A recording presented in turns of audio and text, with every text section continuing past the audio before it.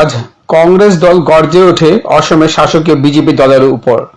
High school শিক্ষান্ত পরীক্ষা এবং উচ্চতর মাধ্যমিক পরীক্ষার্থীদের জীবন নিয়ে খেলা করা অর্থাৎ সরকার যে নীতি ঘোষণা করেছে তার বিরুদ্ধাচরণ নিয়ে আদালত কর্তৃক অখিলকে দোষমুক্ত করার দিনে পীযূষ হাজারিকার মন্তব্য এবং মুখ্যমন্ত্রী করা মন্তব্যকে নিয়ে তারা সমালোচনা করেন। তাছাড়া গরু চোরাচালান, সিন্ডিকেট, ড্রাগসের বিরুদ্ধে চলা অভিযান ইত্যাদিতে প্রশাসনিক বিষয় এবং মন্ত্রী বিধায়করা জড়িত থাকার সন্দেহ প্রকাশ করেন প্রদেশ কংগ্রেসের নেতৃত্ব। আজ কংগ্রেসের মুখ্য কার্যালয়ে রাজীব ভবনে প্রদেশ কংগ্রেসের সভাপতি রিপুন বরা ও সাংসদ গৌরব গগৈর এক যৌথ সাংবাদিক সম্মেলনে বিজেপি সরকারের বিরুদ্ধে তারা কঠোর সমালোচনা করেন। তারা বলেন, পেট্রোল ডিজেল সহ দ্রব্যমূল্য বৃদ্ধির বিরুদ্ধে আগামী পেট্রোল ডিজেল সহ দ্রব্যমূল্য বৃদ্ধির প্রতিবাদে চলতি মাসের 7 জুলাই থেকে 17 জুলাই পর্যন্ত রাজ্যব্যাপী বিভিন্ন কার্যসূচি পালন করার প্রস্তুতি নিয়েছে তাদের দল। হাই স্কুল লিভিং সার্টিফিকেট পরীক্ষা আর higher secondary school leaving certificate পরীক্ষা, এই পরীক্ষাটা নটা বই রাজ্যখনত কি এটা অস্থিৰ আৰু অনিশ্চয় এটা পৰিস্থিতিৰ সৃষ্টি হৈছিল আপোনালোকে জানে। আৰু অৱশেষত চৰকাৰে এই পৰীক্ষা দুটা কভিড পৰিস্থিতিৰ কাৰণে বাতিল কৰিছিল।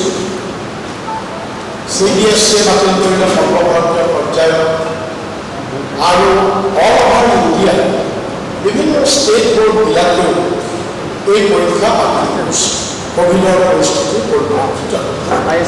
আৰু তাৰপিছত আমাৰ অসমত বহুত ছাত্ৰ, অভিভাৱক, বিভিন্ন ৰাজ্যৰ পৰাও লাগি আহিছিল যে কভিড পৰিস্থিতিৰ পৰিপ্ৰেক্ষিতত পৰীক্ষা পতাটো সম্ভৱ নহয়, আৰু সেইকাৰণে পৰীক্ষাটো আল্টিমেটলি বাতিল হৈছে।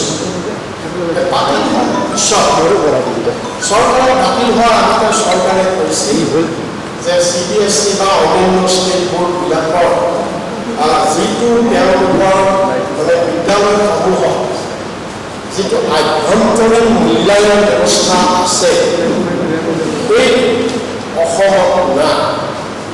CBSE আছে আভ্যন্তৰীণ মূল্যায়ন ব্যৱস্থা বা অন্যান্য ষ্টেট বোৰ্ডবিলাকৰ বিদ্যালয়সমূহত আছে, কিন্তু অসমত নাই। আৰু সেইকাৰণে অসমত পৰীক্ষা পাতিব লাগিব বুলি তেওঁলোকে যুক্তি প্ৰদৰ্শন কৰিছিল আৰু পৰীক্ষা পাতিবৰ কাৰণে বদ্ধপৰিকৰ হৈছিল।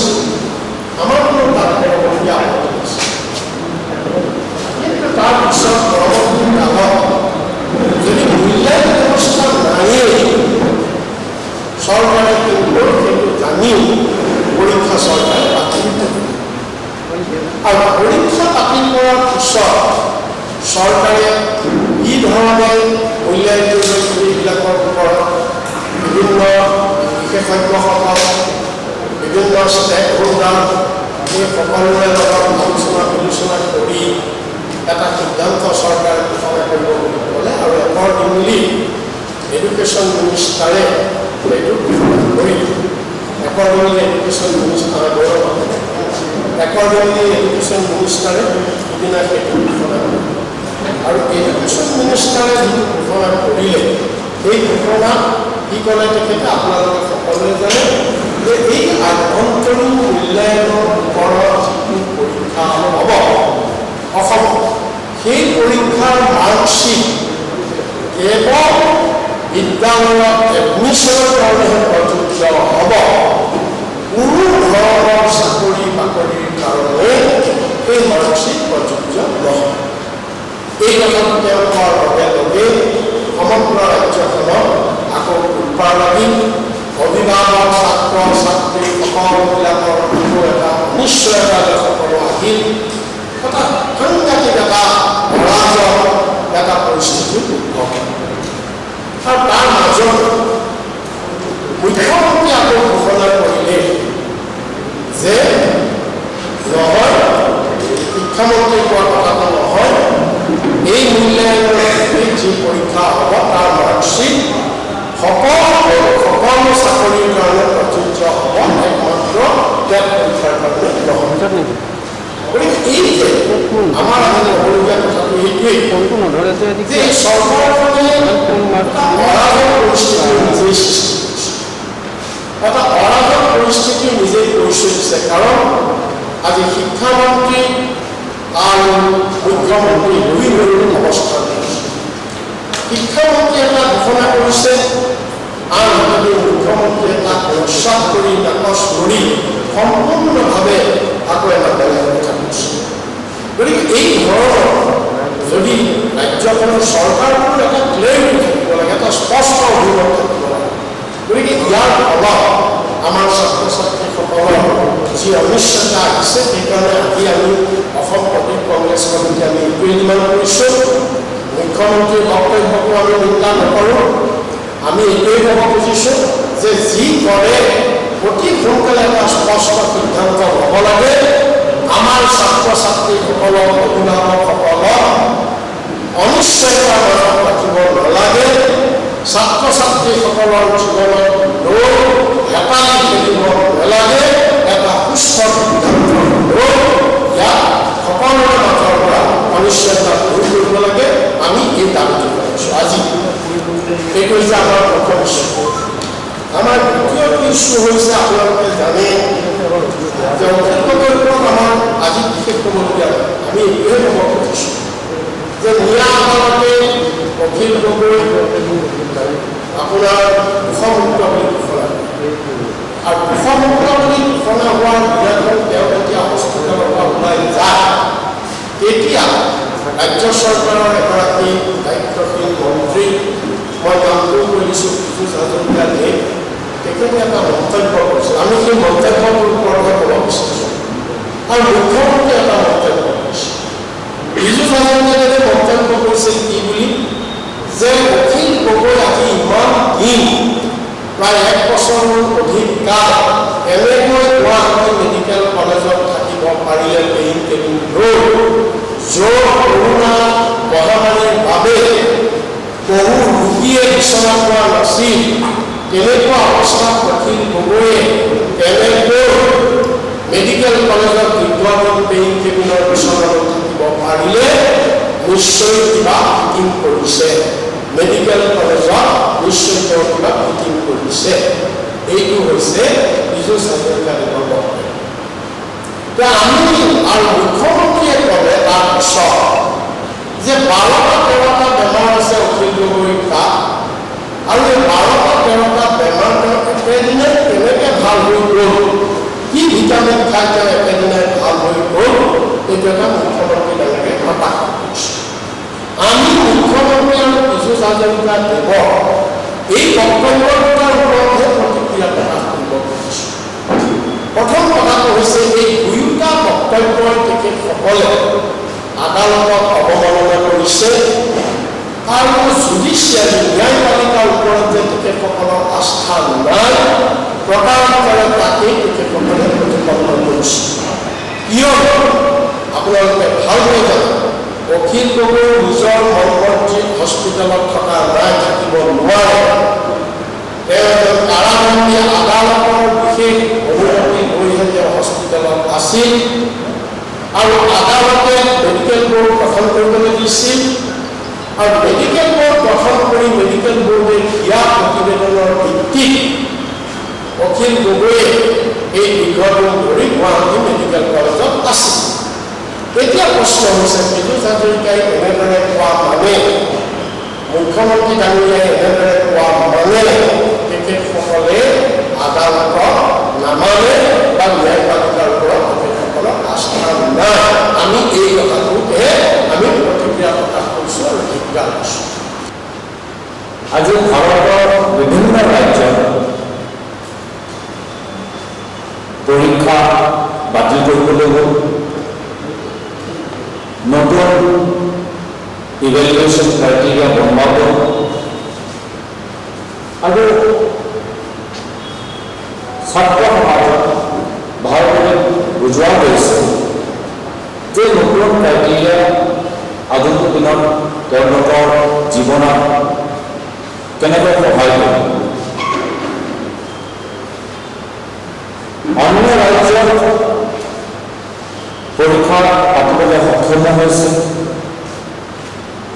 ফেব্ৰুৱাৰী মাহত পৰীক্ষা পাতিছে, এপ্ৰিল মাহত পৰীক্ষা পাতিছে, আৰু তাৰোপৰি ছাত্ৰ সমাজৰ মাজত তেওঁলোকে তেওঁলোকৰ ৰাজ্য চৰকাৰে যি সিদ্ধান্ত ল'লে, এই সিদ্ধান্তৰ প্ৰতি একো বিশেষ আক্ষেপ নাই আৰু স্বীকাৰ কৰিছে। মাত্ৰ অসমতে দেখি পাইছোঁ যে বৰ্তমানৰ চৰকাৰে ইমান কনফিউজ, এটাৰ পিছত এটা দুটা মাৰে আৰু য'ত আজি তাৰিখত ছাত্ৰ সমাজক সাহস প্ৰদান কৰিব লাগিছে, তেওঁলোকে নিজৰ ভুল নীতিৰ বাবে আজি ছাত্ৰ সমাজৰ ওপৰত মেণ্টেল হেৰাছমেণ্ট কৰি আছে, মানসিক টৰ্চাৰ কৰি আছে। মই বেলেগ ৰাজ্যৰ কথা ক'বলৈ বিচাৰিছোঁ, যিহেতু আজি মাত্ৰ অসমতে এই বিষয়টো উত্থাপন হোৱা নাই। পৰীক্ষা পাতিব লাগে বা পৰীক্ষা পাতিব নালাগে, এই প্ৰশ্নত মাত্ৰ অসম ৰাজ্য চৰকাৰে ইয়াৰ উত্তৰ ওলোৱা নাই। বিভিন্ন ৰাজ্য চৰকাৰে ইয়াৰ ওপৰত বিবেচনা কৰিছে, ইয়াৰ ওপৰত এটা সিদ্ধান্ত লৈছে। আজি বিহাৰত তেওঁলোকে ফেব্ৰুৱাৰী মাহতে নিৰ্বাচন পাতিব, নিৰ্বাচন নহয়, ফেব্ৰুৱাৰী মাহতে পৰীক্ষা পাতিব।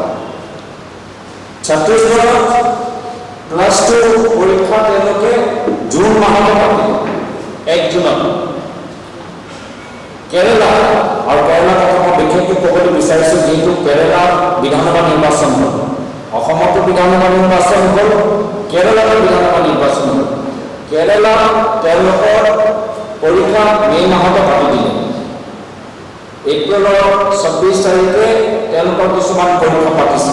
তো এপ্ৰিলৰ মে' মাহতে সেই একে ৰাজ্যত একে সময়ত বিধানসভা নিৰ্বাচন হ'ল, তাত তেওঁলোকে এপ্ৰিলৰ মে' মাহত তেওঁলোকে পৰীক্ষা পাতি দিলে। অসমত কি হ'ল? অসমত কমিটি গঠন কৰা হ'ল। এই কমিটিয়ে কেতিয়াবা ক'ব এই কিবা এটা ফৰ্মুলা আৰু সেই ফৰ্মুলা লৈ আজি যথেষ্ট প্ৰতিক্ৰিয়া হৈছে আৰু পিছত গৈ টেট পৰীক্ষাত সেই ফৰ্মুলাখিনি প্ৰভাৱ পেলাবৰ কাৰণে এটা বিশেষ প্ৰতিক্ৰিয়া হৈছে। তো সেইকাৰণে মই আপোনালোকক আগত এই কথাটো ৰাখিবলৈ বিচাৰিছোঁ যে য'ত অসম ৰাজ্য চৰকাৰে বিভিন্ন ৰাজ্যত তেওঁলোকে যি পৰীক্ষাৰ প্ৰতি তৎপৰতা দেখাইছে, ছাত্ৰ সমাজৰ প্ৰতি যি গুৰুত্ব দেখাইছে, ইয়াত কি হ'ল? ইয়াত মাত্ৰ নিজৰ ক্ষমতা কেনেকৈ বঢ়াব লাগে, ইলেকশ্যন কেনেকৈ পাতিব লাগে, বিধায়ক কেনেকৈ ভাঙিব লাগে, এয়াই তেওঁলোকৰ চিন্তা। কৰোণালৈ চিন্তা নাই, পৰীক্ষালৈ চিন্তা নাই, মাত্ৰ লাগে ক্ষমতা। আৰু মানুহে কয় কি এইখন চৰকাৰৰ নেতৃত্ব যথেষ্ট ইফেক্টিভ। ক'ত ইফেক্টিভ? এমাহৰ ভিতৰত এফিচিয়েঞ্চি প্ৰমাণ ক'ত দেখা পাইছে তেওঁলোকে? ভেকচিনেশ্যনতো চেল্ফ গ'ল মাৰিলে, 10 দিনত 30 লাখ ভেকচিন ড'জ দিয়া কথা আছে, 15 লাখ দিব পাৰিলে। মাইক্ৰ' ফাইনেন্সত চেল্ফ গ'ল মাৰিলে, বাগানৰ শ্ৰমিকসকলৰ হাজিৰা 50 টকা বঢ়াইছে, তাতো পিছত চৰকাৰৰ পিছত চেল্ফ গ'ল মাৰিলে। আৰু এই পৰীক্ষাৰ ক্ষেত্ৰত, শিক্ষাৰ ক্ষেত্ৰত আজি য'ত অন্য ৰাজ্যত ভালদৰে এটা নীতি বনাইছে, সময়মতে পৰীক্ষা পাতিছে বা যদি পৰীক্ষা পাতিব পৰা নাই সময়মতে নতুন ক্ৰাইটেৰিয়া তেওঁলোকে সৃষ্টি কৰিছে, মাত্ৰ অসমত আমি দেখা পাইছোঁ ছাত্ৰ সমাজৰ মাজত এনেদৰে প্ৰতিক্ৰিয়া, মেণ্টেল হেৰাছমেণ্ট কৰিছে। সেইকাৰণে মই আশা কৰোঁ কি বৰ্তমান চৰকাৰৰ আজি এটা হেবিট হৈ গৈছে যে মই কিমান বাৰ টিভিত ওলাব পাৰোঁ। মুখ্যমন্ত্ৰী যেতিয়া প্ৰতিদিন যেতিয়া টিভিত ওলাই তেওঁ সন্তুষ্ট নহয়। সেইকাৰণে মুখ্যমন্ত্ৰীয়ে এটা কথা ক'লে তেওঁক বেলেগে এই কথাটো পাতি নিজৰ কথাখিনি কয়। সেইকাৰণে মই বিনম্ৰভাৱে এখন চৰকাৰক আহ্বান জনাইছোঁ যে হেডলাইন পিছত দৌৰিবলৈ বন্ধ কৰক। সদায় যে আপোনালোকৰ মুখখন টিভি চেনেলত ওলাব লাগে সেইটো গুৰুত্বপূৰ্ণ নহয়। মানুহেও আজি কষ্ট পাইছে, কৰোণাৰ বাবে কষ্ট পাইছে, আৰু কৰোণাৰ প্ৰভাৱটো আজি সমাজৰ প্ৰত্যেক বৰ্গৰ ওপৰত পৰিছে, আজি ছাত্ৰ সমাজৰ ওপৰত পৰিছে। কামত গুৰুত্ব দিয়ক, কথাটো অলপ কম কৰক, এয়া মোৰ বিনম্ৰভাৱে আহ্বান।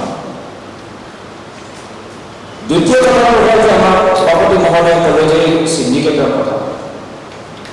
আজিতো মুখ্যমন্ত্ৰী আমাৰ কথাখিনি যে কংগ্ৰেছে ইমান বছৰ পাছত কথাখিনি উত্থাপন কৰি আছিলে চিণ্ডিকেট লৈ, এই কথাটো সঁচা প্ৰমাণ কৰিবলৈ তো মইতো প্ৰথমে মুখ্যমন্ত্ৰীক ধন্যবাদ জ্ঞাপন কৰিবলৈ বিচাৰিছোঁ যে আমি যে ইমান বছৰ পৰা ইমান সময় পৰা কৈ আছিলোঁ যে যোৱা বিজেপি চৰকাৰ দিনত গৰু চিণ্ডিকেট চলি আছে, ড্ৰাগছৰ চিণ্ডিকেট চলি আছে, তেওঁলোকে আজি আমাৰ কথাটো সঁচা আমাক যে সমৰ্থন জনালে তাৰ বাবে মই তেওঁ প্ৰথমে মই ধন্যবাদ জ্ঞাপন কৰিবলৈ বিচাৰিছোঁ। দ্বিতীয় কথাটো মই প্ৰশ্ন কৰিবলৈ বিচাৰিছোঁ, এই যোৱা 5 বছৰত মনে মনে কিয় বহি আছে? সেই সময়ত এইখিনি কথা খবৰ কিয় নকৰিলে? আপুনিতো এজন শক্তিশালী মন্ত্ৰী আছে, আপুনিতো বাৰম্বাৰ চেনেলত ওলাই থাকে। এই যোৱা 5 বছৰত আপোনালোকে নিজৰ চৰকাৰৰ ভিতৰত ইমান গৰু চিণ্ডিকেট চলি আছে, ড্ৰাগছৰ চিণ্ডিকেট চলি আছে, আপোনালোকে প্ৰমাণ কৰক যে আপুনি এই কথালৈ কিমানবাৰ মাত মাতিছে? কেবিনেট মিটিঙত মাত মাতিছে নে দলীয় মিটিঙত মাত মাতিছে নে আপোনালোকে কিবা এটা ৰাজহুৱাভাৱে মাত মাতিছে? 5 বছৰ এই বৰ্তমানৰ চৰকাৰৰ মন্ত্ৰীসকল মুখ্যমন্ত্ৰীহে যোৱা 5 বছৰ মনে মনে কিয় আছে?